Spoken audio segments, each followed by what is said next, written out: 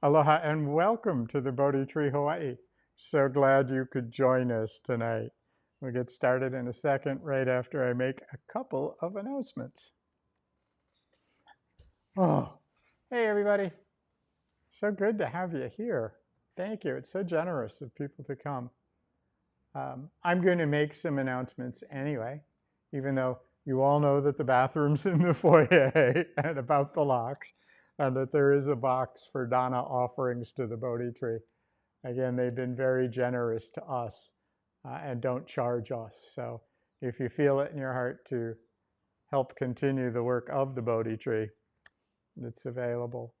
I wanted to start making the announcement, especially to the people on YouTube, that during July we will not be here.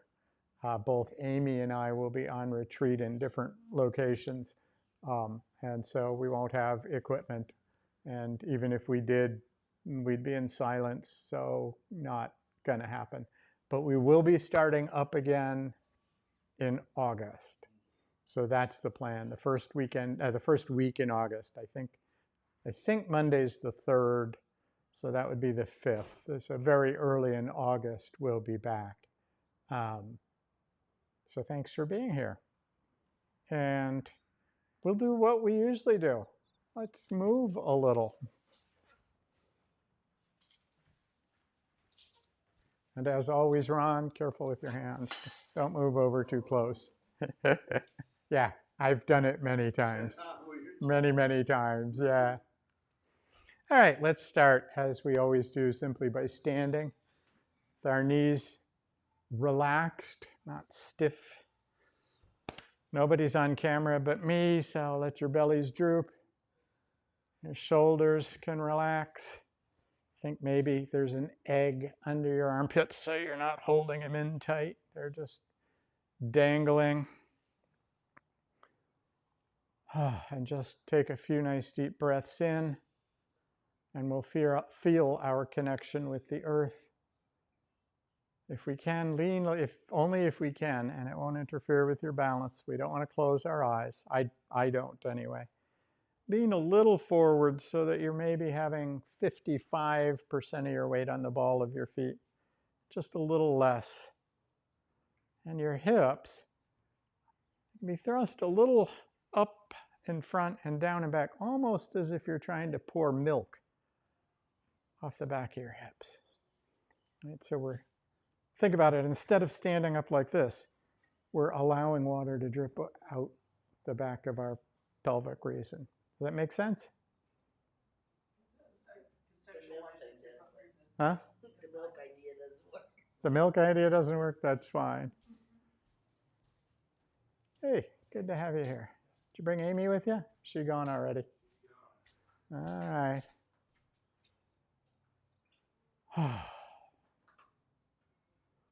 What do we start with tonight? I have no idea. All right, we're just going to start by stretching up to the sky, pushing it up, all the way up on our toes if we can, and down. And then we'll take a nice deep breath in. And as we exhale, lean over to our right. Inhale. And on the exhale, over to our left. Oh, just getting a nice stretch in. Inhale. And as we exhale, back up.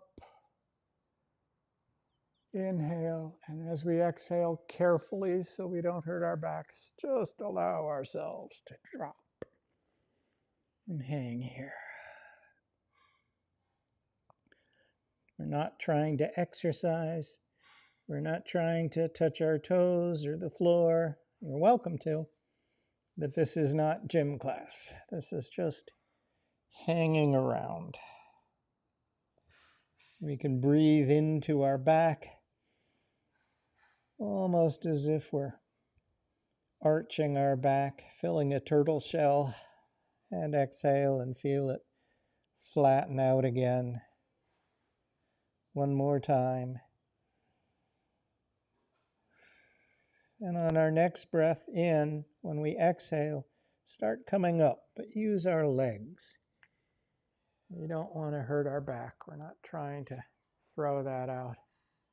And just stand again. And I actually forgot we could have locked our hands on that one. So we're going to do it again. Inhale, and on the exhale, up. You can stretch up on your toes if you've got balance or not. And another breath cycle. And on the exhale, lean to our right. Yes, careful with our balance. Stretch as far as we can without hurting anything. Breathe in, and on the exhale, over to our left. Inhale, and on the exhale, back up. Inhale, and on the exhale, just allow ourselves to go all the way down. Just hang, let our head hang. I got this for my glasses so they don't fall off. Which usually happens when I do this. And one more time, take a nice deep breath in. Fill our back. And let our back go back to normal as we exhale. One more deep breath in, same way. And down again. And on the next exhale, come on up slowly with our legs.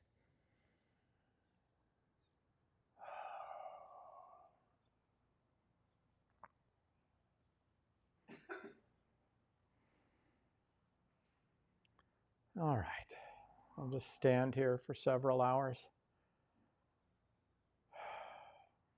And Colin has it right. Let's get our hands on our hips. What we're going to do, be careful if you have a bad neck, okay? Do not do this very far. We don't want to hurt ourselves. But we're going to take a nice breath in. And as we exhale, look as far to the right as we can with just our head twisting. Do not go further than is comfortable. And if you're able to, on the next exhale, look over your shoulder and down. If you can't, just look down. And breathe in, and on the exhale, all the way to the left. And breathe in, and on the exhale, over our shoulder, down to the floor. Again, very carefully. The neck's a tricky spot. And we'll do this again on the exhale, all the way to the right. And inhale on the exhale, over our shoulder and down, or just down in this whatever position we find ourselves in. And inhale, and again exhaling all the way to the left.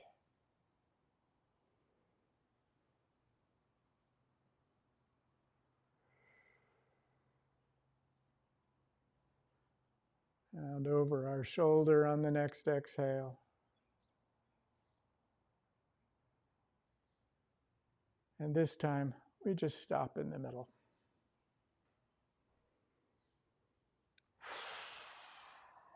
And come to resting stand again.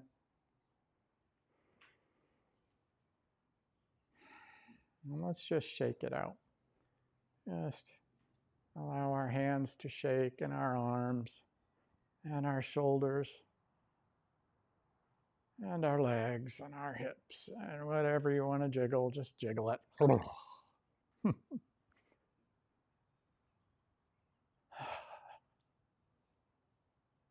And when we feel the intention, just slow down, come to a stop. And let's just spend a minute or two in standing meditation. Eyes gently open, relaxed, upright posture. You might think of a string holding our head up, our knees slightly bent. Just feeling the body.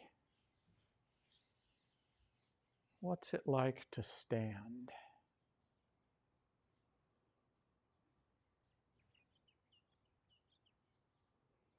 Even standing still for me, I can sense movement.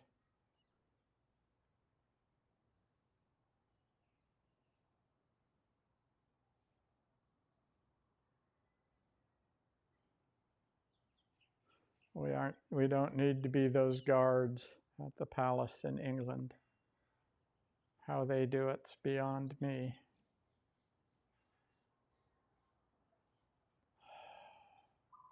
And when we're ready, mindfully make your way back to your seat for our first sitting.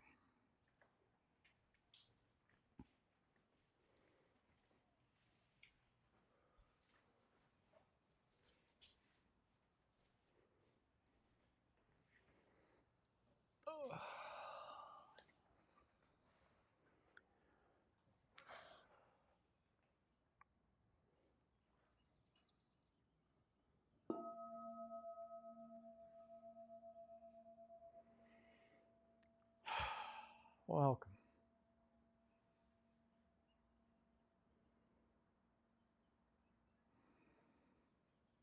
We'll start simply by finding a posture that's comfortable. We'll be practicing mindfulness of our body and a body scan in this first sitting. So simply sit I always like to start with a few deep breaths in and a few deep exhales, just to relax, just to begin physical relaxation.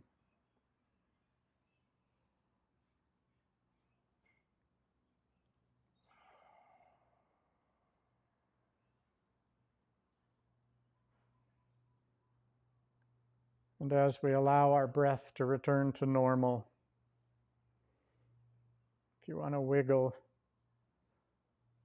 release any tightness, please do. And if at any time your body becomes uncomfortable and you need to move, feel free, but do it mindfully if you can.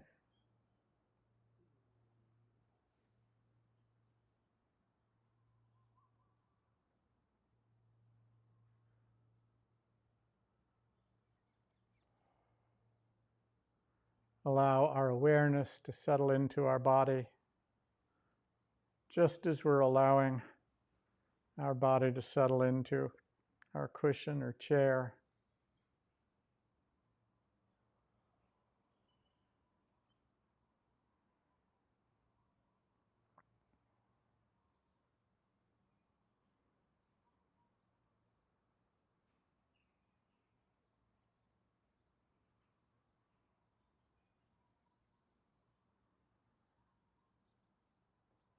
Just coming to a stop.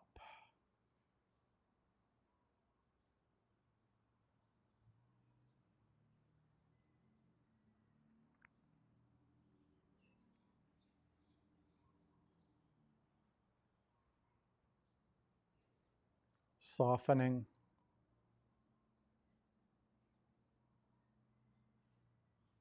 Allowing whatever is present in sitting simply to be here.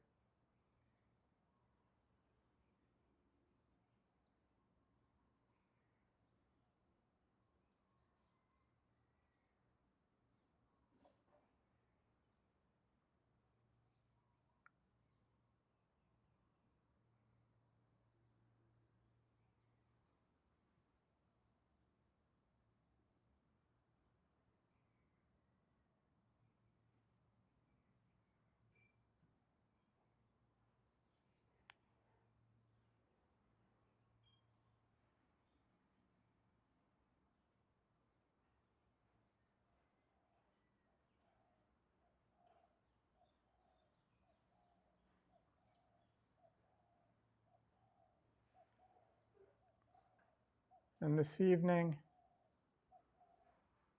we might start with a body scan, moving from one part of our body to another, just being aware of what's there. And we might start with our toes, allowing our awareness to settle, to drop, and investigate what do our toes feel like.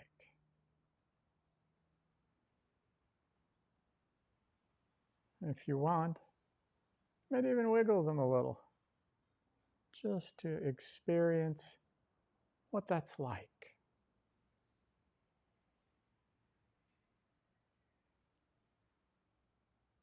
Moving gently up to our feet and our connection with the earth beneath us.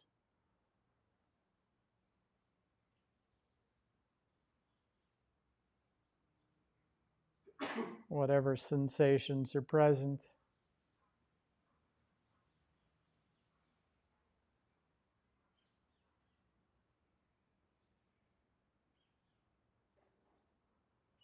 the texture of my socks, the warmth or coolness of the floor, whatever's present for you. Allowing our awareness to move up to our ankles,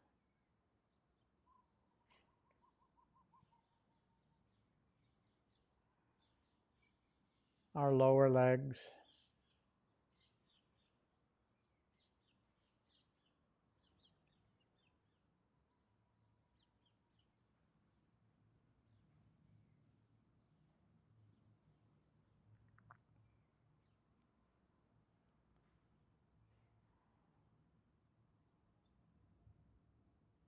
What is present there?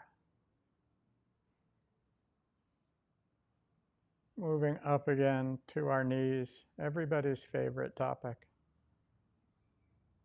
I think every Dhamma teacher I've had has said something about knees. So let's be aware of our knees.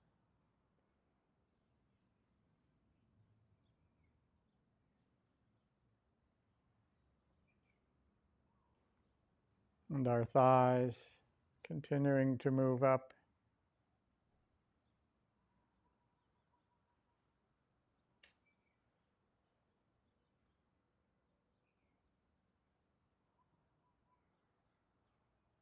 Have things felt pleasant? Is there tightness?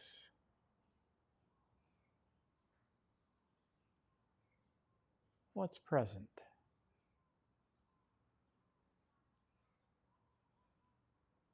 Shifting again to our hips and sits bones, our connection with our chair or cushion. What does this feel like? What's here? Simply experiencing it. No story, no aversion, no clinging. Simply noticing the body.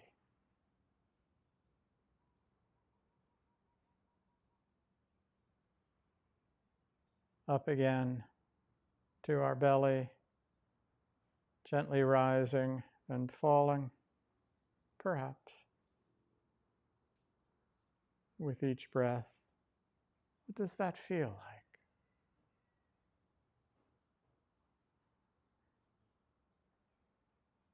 Our lower spine, up our back, our torso, where our heart is, our lungs.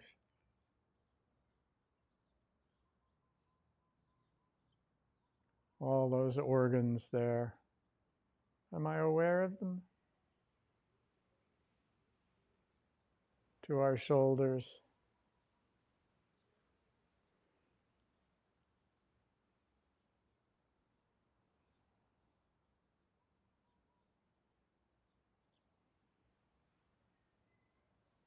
Really being curious about each of these parts of our body.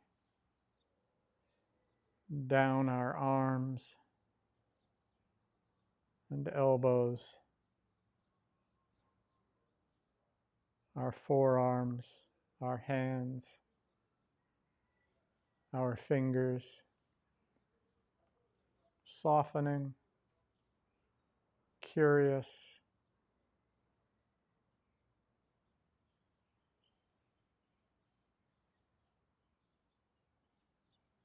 warmth and pressure, softness, roughness, whatever's here. And back to our neck, our vocal cords in front,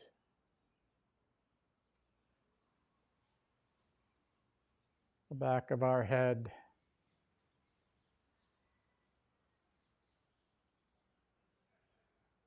the top of our head,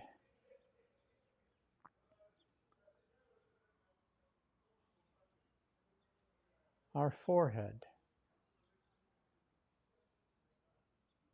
What do I feel? Loose, tight, cool, warm.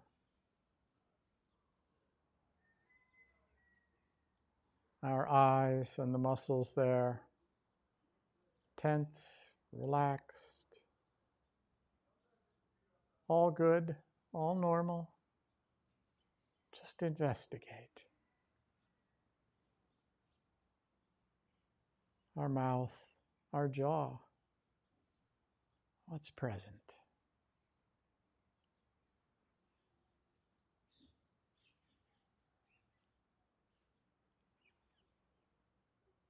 And now, if you like, allow this sense, this awareness of our body to take in our whole body.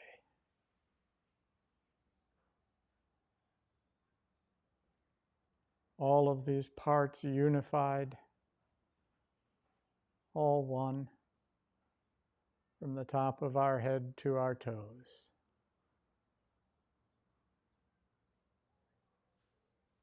If we're distracted, you noticed. Good job. Just begin again with sitting and being aware of sitting, the body sitting.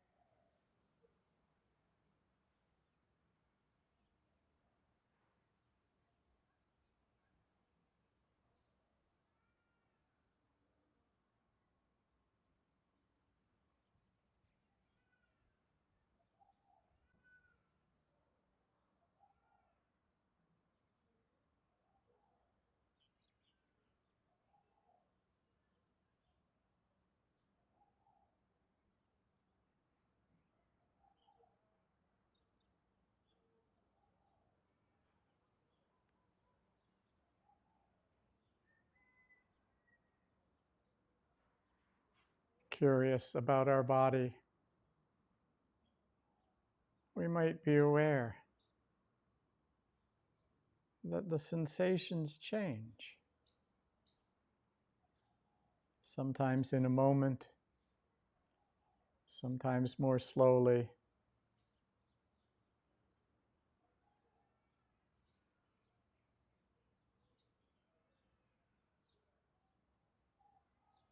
Our body is constantly changing.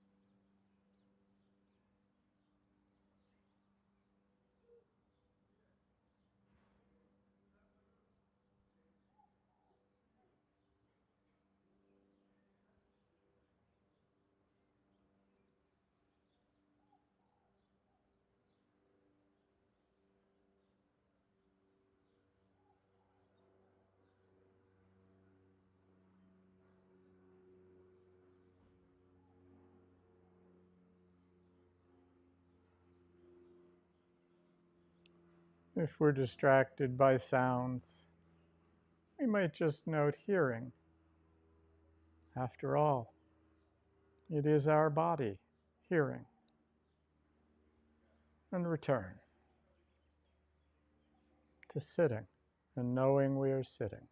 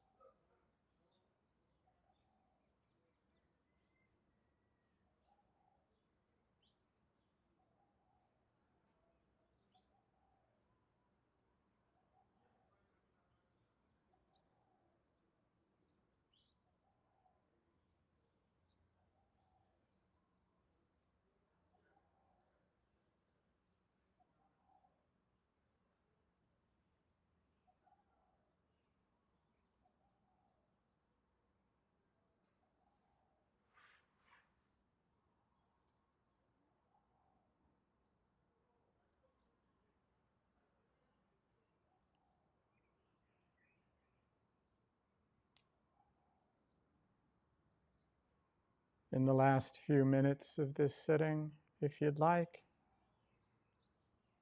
we might offer metta, loving kindness, to our body as we continue to be aware of it.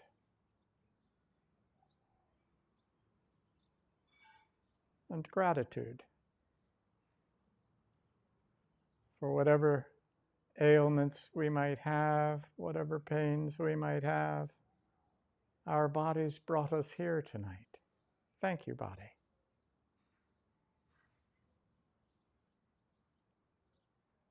May this body be well.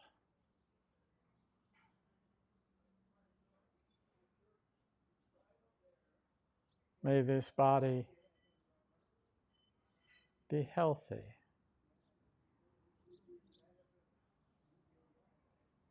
May this body be at ease.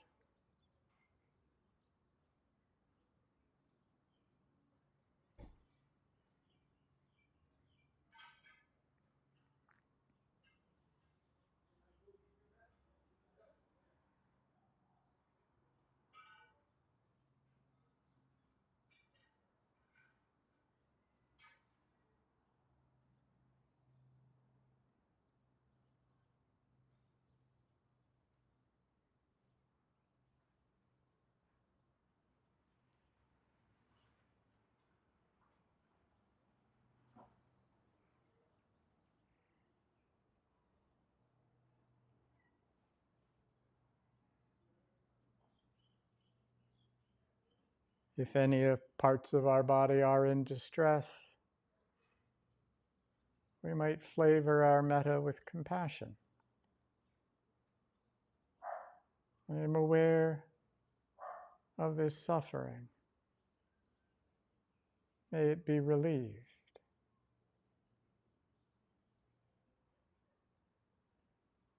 May this body be safe, be healthy,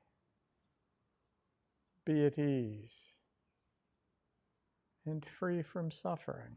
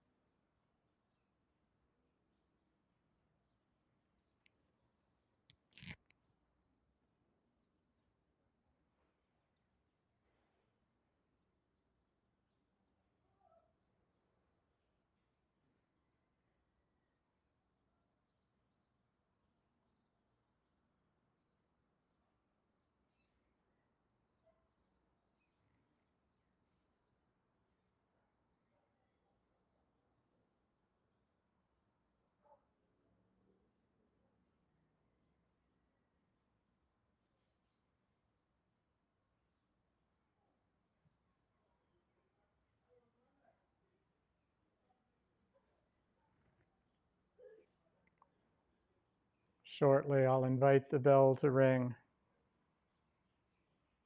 Just allow the sound to become part of our meditation. There's no need to hurry back. And if you wish, simply stay meditating, being aware of our body with gratitude, metta, and compassion.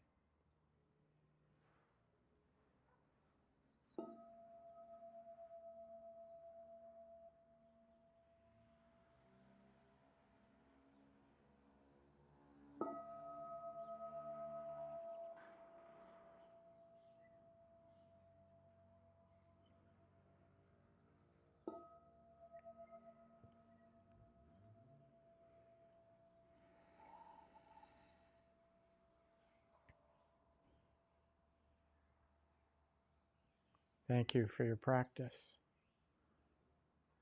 We will now have about a 7-minute break. You're welcome simply to stay seated or to go outside. But if you go outside, please be careful. The railing was just painted. So don't touch the railing out on the lanai. But the lanai is still available. And of course, there's water and the restroom. And I'll call us back with a bell.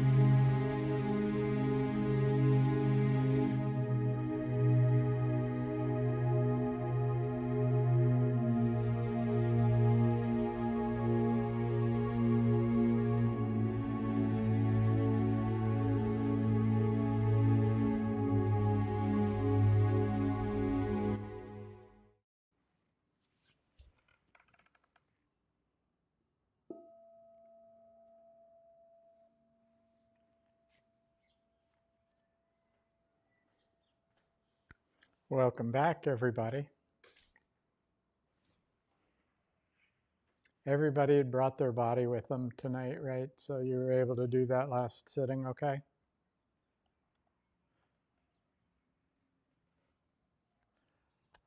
I'm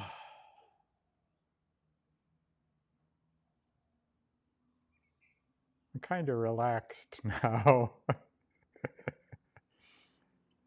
So what we were doing, that body scan, and then just simply being present with our body, is sort of what I want to talk about tonight. I'm not going to be talking about mindfulness of the body so much, but each of the sensations we felt was probably hand in hand with some sort of experience.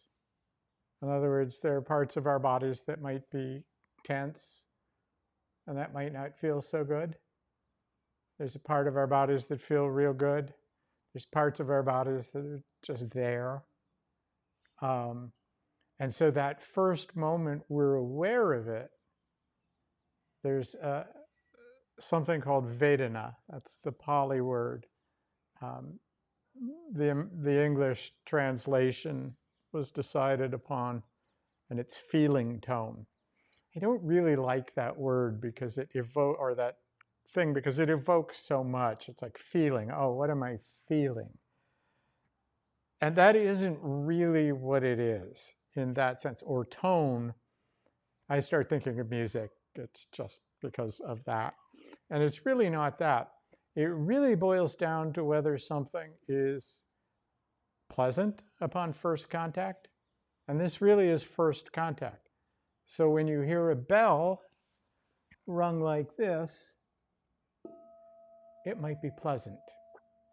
It's just pleasant. If you hear a bell, that might not be so pleasant. That first sound, you might be, oh, uncomfortable.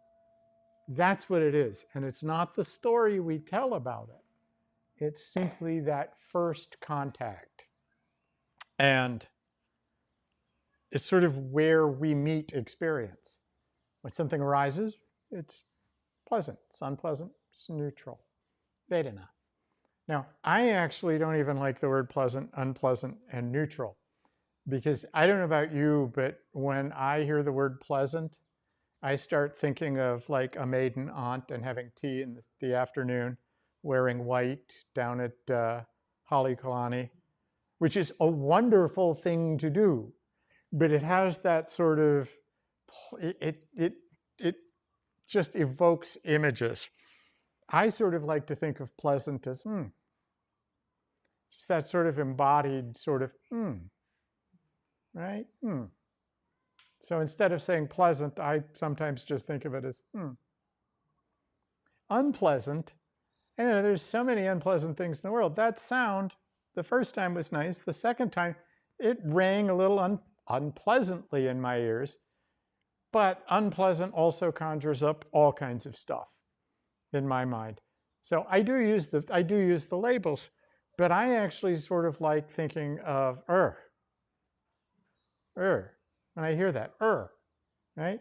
It's sort of a more somatic embodied response to it. That way I don't have any real images that associates with, right? I don't think of, unpleasant stuff. The bathroom I haven't cleaned yet this week or anything like that, or what is that in the back of my fridge? Did it move? No, I don't want to deal with that yet. And neutral is a little odd too, because nothing for me is super neutral.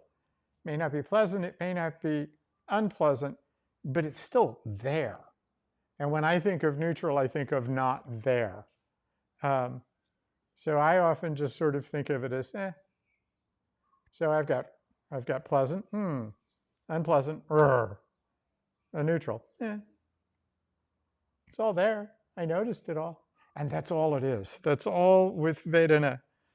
It's really small, right? It's really easy to feel our bodies. We have them with us. But when a thought arises, does it have a neutral thought? Is it eh? Or, right? That very first contact. And the important part of this is it's right after that that we start telling ourselves a story about it. Right? As soon as that sound was a little too sharp, my story when I did that was, oh, good, I made it unpleasant because I was trying to make it uncomfortable, right? But your story might have been something completely different. Why the hell is he banging the bell so loud? Whatever that is. But that's the story we add onto it. So when I feel a twinge in my knee, my first thought is, oh God, it's bone cancer.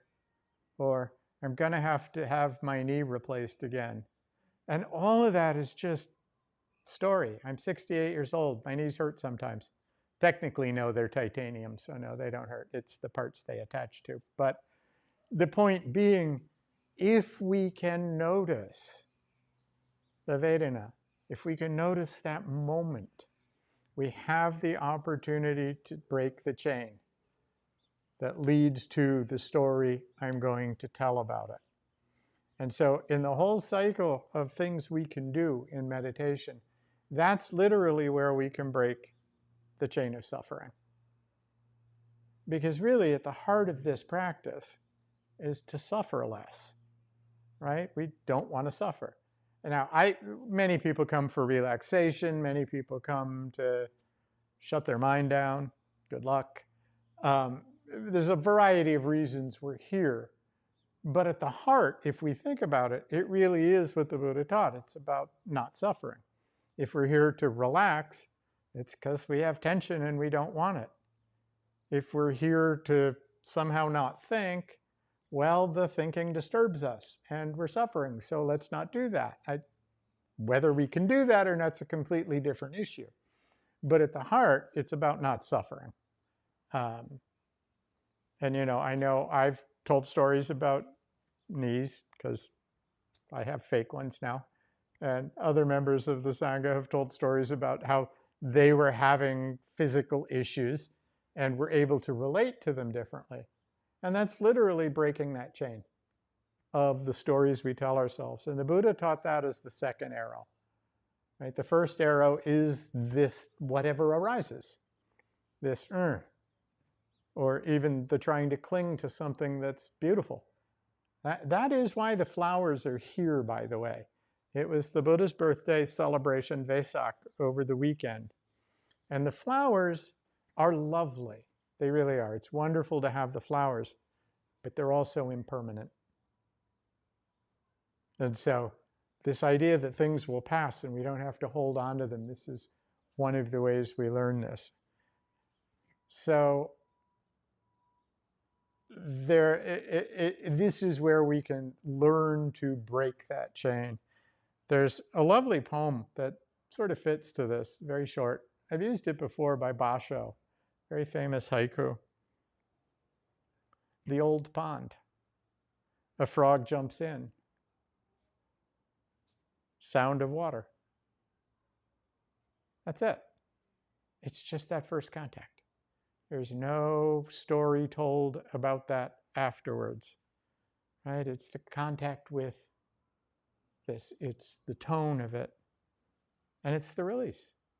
There's nothing to hold on to there. There's no second arrow. There's no story attached. I wonder what the frog did now. Was there a bass down there that ate it? Whatever. It's just the splash. And that's sort of what the touch of Vedana is. It's just that immediate, sort of that we feel, without the story we then need to attach to it. Again, if we can break that story, if we can be aware of it before we start telling the story, there's no need to suffer. And suffering doesn't just come because of unpleasant, right? Suffering also comes because we try to hold on to things, like the flowers. Oh my gosh, they're beautiful. Oh my gosh, they're dying. I wish they wouldn't do that, Maybe we should get more flowers. No, they're beautiful, and they're going. I always love the story that is told about Ajahn Chah and his teacup. And he really loved this beautiful teacup, and one of his students basically said, I thought you were teaching us not to hold on to these things, not to cling to them, not to have thirst, which, by the way, is why the water is given to the Buddha in Vesak. It represents the thirst and the letting go of it. And Ajahn Chah said, no, in my mind, this cup is already broken. It's already gone. So I can enjoy it now. These flowers, some of them are still lively. We can enjoy them now. They're not going to last. But that makes them, in a way, even more precious. If we could look at them all the time,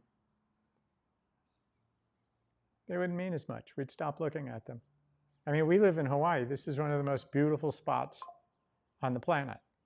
And how often do we forget to look at the sunset or the sunrise or the pali or the clouds or the mists or the rain? I mean, I'm as guilty of this as anybody. I forget I live here because I'm caught up in the story I'm telling myself. This is where we can break it. We can look at the beautiful, well, it's not a great sunset tonight because it's already summer and it's over there. But we can look at the pali or the trees and go, and then let it go. We don't have to cling, because when we cling, it doesn't last and we suffer. It's just that real pleasant pulse. So I like using those sounds because it really gets me out of that thinking mode. And if I spend time thinking about pleasant, unpleasant, and neutral, basically what I'm doing is sort of an English class in my head. And then I'm like, oh, yeah, okay, I'm doing an English class in my head. I notice that, and then I go on. So this really all comes from the Buddha's teaching on dependent origination, right? Where all of this comes from. We start in ignorance, and then we have contact. As soon as we have contact, we start telling ourselves stories, and that's sort of the central link. And it comes from, I'm not even going to bother saying which sutta it comes from. It's from one of the suttas. If you want to know, I can tell you after. But the thing with unpleasant is I don't want this. We're pushing it away. Pleasant, I want more of this. Let's crave it. And neutral, it could be boring and I get restless.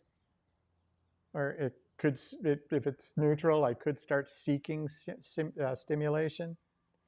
And that happens in a fraction of a second, right? It's we have that touch and immediately we're off to the races with whatever it is. And the thing is, often we don't notice that feeling tone, that Vedana underneath. We just live in this story. We never know what started it. And here's one, another poem. This one's by Isa, which sort of symbolizes to me starting to tell the story.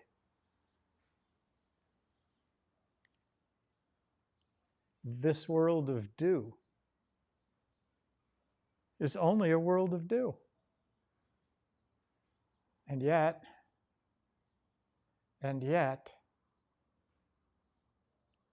so you see the dew on the grass, and you have this moment of, dew on the grass.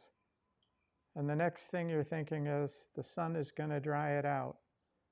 And if it raises up too high, the water's going to magnify it and the grass is going to be burned. And then I'll have to do my lawn. I don't even have a lawn. I live in an apartment. The only green thing is some of that green felty stuff you put out on your lanai, the plastic, right, to make it look like grass. So this is the place to break that chain that leads to all these stories. And yet, with the Vedana.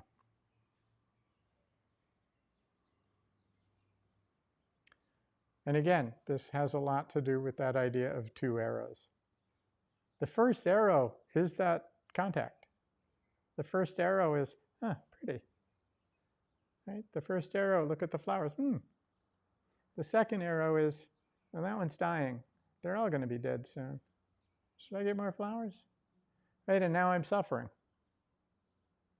The first arrow is the pain in my knee. The second arrow is bone cancer. Is this the start of bone cancer? Right? So, yeah. If we can catch it early, we can soften it.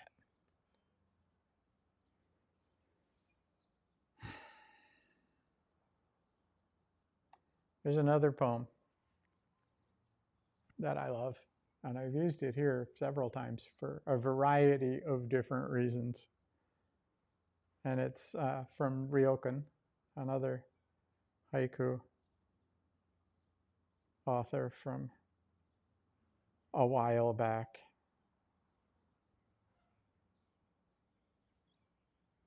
The thief left it behind.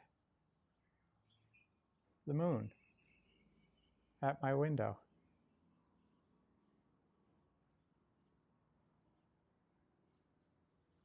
What we really have is awareness.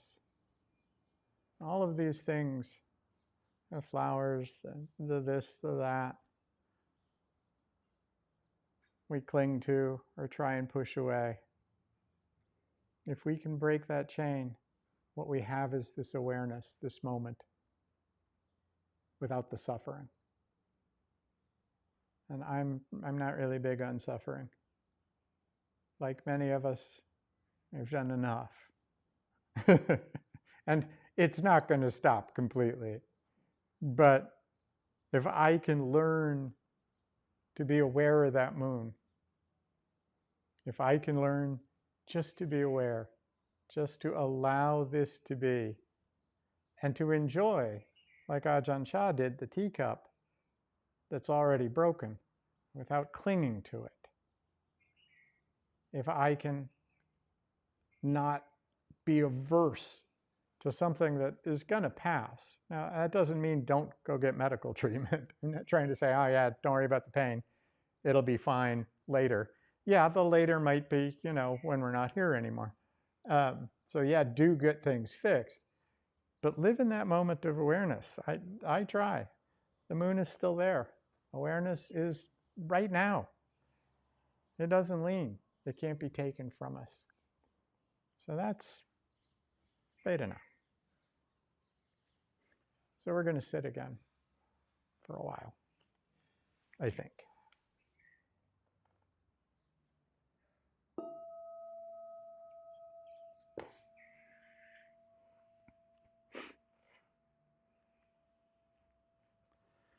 Let's begin as before, just allowing ourselves to settle into a comfortable position. Might want to be a little more aware this time. We're not softening and just relaxing. We're going to be aware of what arises. See if we can pay attention to that first contact, that pleasant, unpleasant, or neutral, or as I prefer, and just see what comes next. Can we just let it be that? So let's just sit and arrive.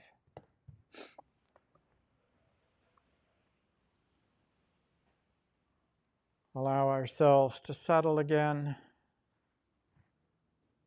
If deep breaths are helpful, please.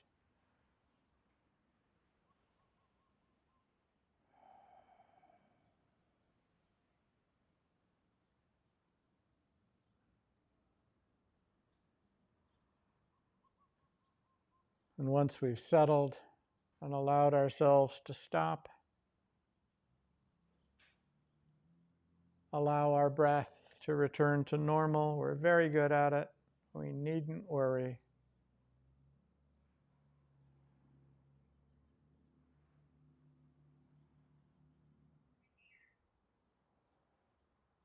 and sit again and know we're sitting. But this time, we might wish to find an anchor, a place we can return to easily. A sense of sitting, our sits bones, that contact with the earth through our chair or our feet.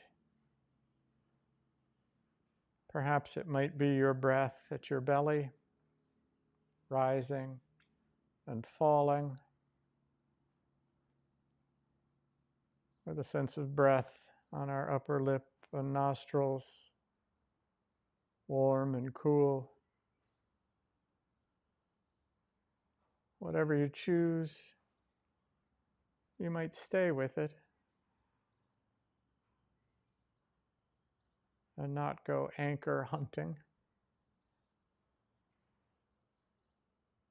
Just spending a minute becoming acquainted with it, being curious, allowing ourselves to know that we can return to it at any time.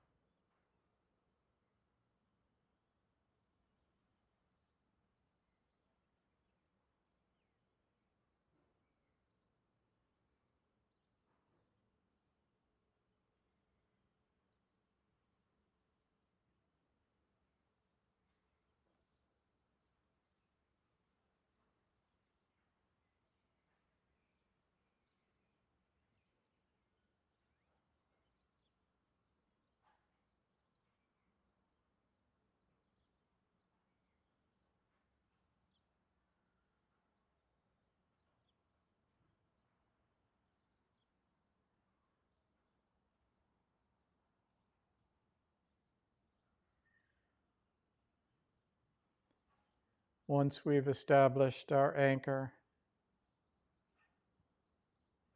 step back. It will remain, and allow whatever arises in our awareness to be present. Thoughts or sounds, sensations. And let's be curious. What was that tone, that contact? Or, See if we can be aware of that.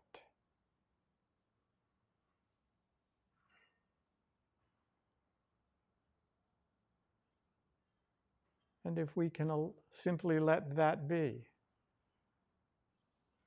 If we tell ourselves a story, don't worry.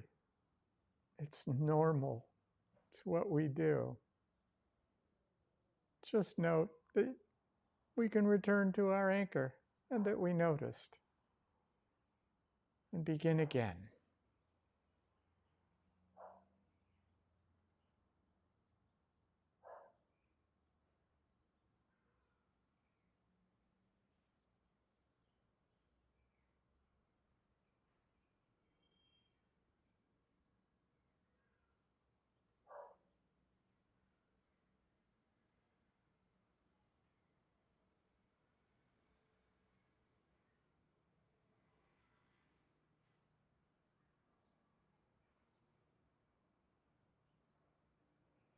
We feel the tone.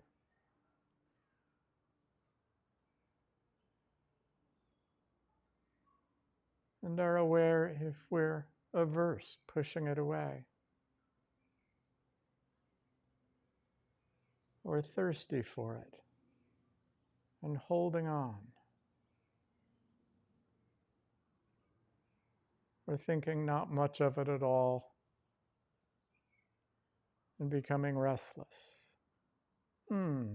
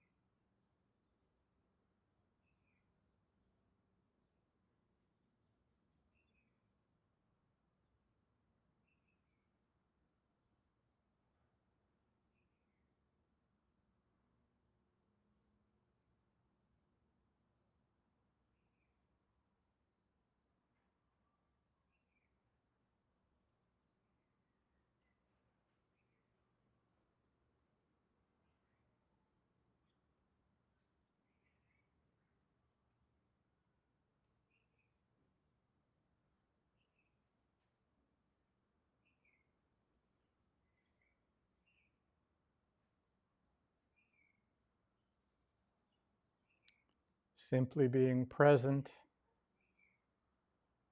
Whatever arises, arises. Be curious about the contact.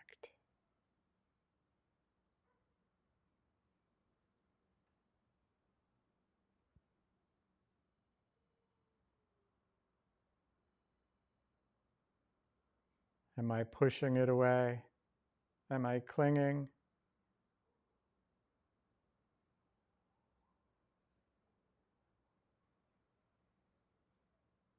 Was it not enough and I'm looking for something else? And if we are, that's okay. Just be aware that it happened. Return to our anchor and begin again and again and again.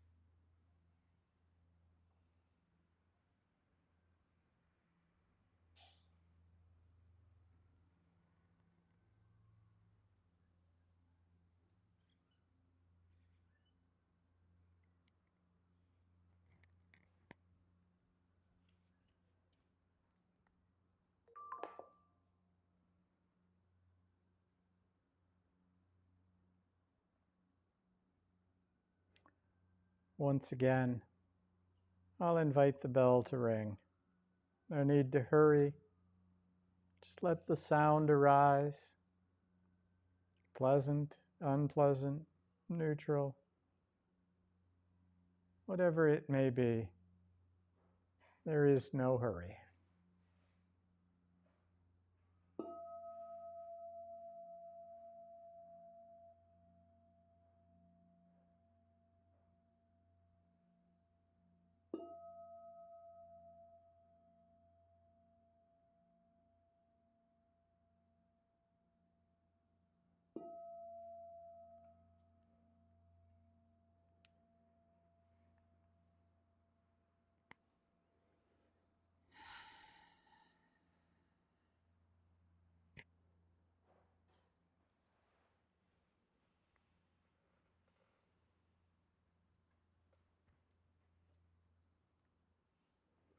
And with that, if you're online, thank you for being here.